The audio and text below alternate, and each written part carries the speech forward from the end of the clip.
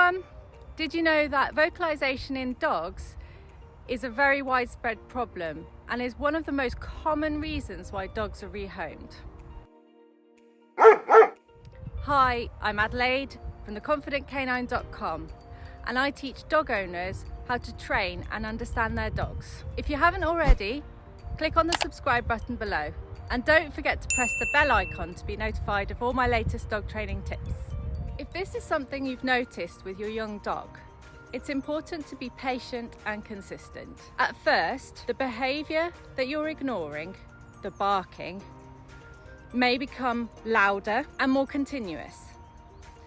And your puppy may even get more persistent in some other unwanted behaviours, like jumping up, pulling on your trouser leg, or chewing your shoelaces to get your attention.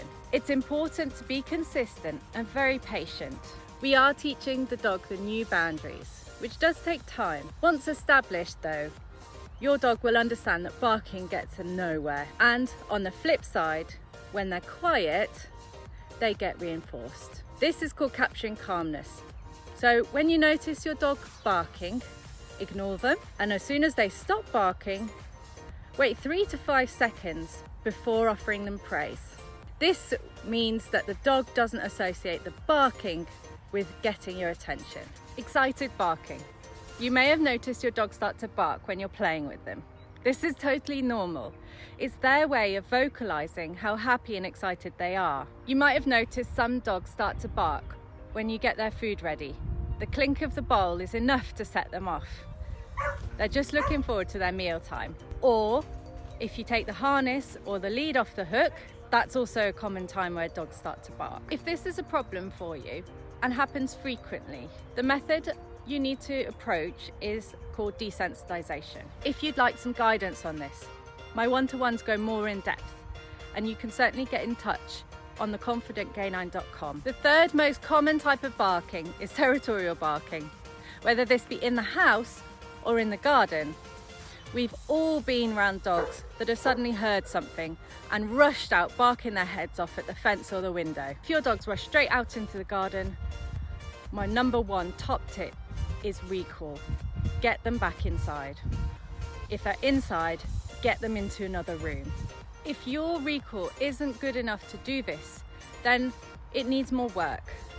Generalizing your training in all situations is really important progress, and you should be able to recall your dog even though there are distractions. Once you've established what type of barking your dog's doing, you can successfully make a training plan to stop that barking. Today we've talked about excited barking, barking for attention, and territorial barking. But there are many other types of barking. Play barking, alarm barking, fearful or anxious barking, aggression barking, barking out of frustration, out of boredom, audience effect barking. This is when one dog in a group sets everyone else off.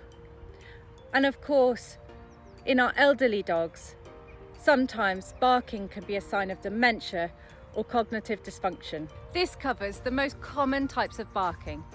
But remember, each dog is different. And when assessing the root cause and the type of barking your dog's doing, make sure you also look at body language and the environment. Barking paired with body language and the environment can give us a good insight on how best to tackle the barking problem. Thanks for watching and hope you enjoyed the video. My one-to-ones go more in depth and you can check these out on theconfidentcanine.com. Take a look at my other dog training tips and don't forget to subscribe. If you've got any questions, pop them in the comments below. And if there are any topics that you'd like me to talk about, do let me know as well. Hope you enjoyed the video and I'll catch you in the next one.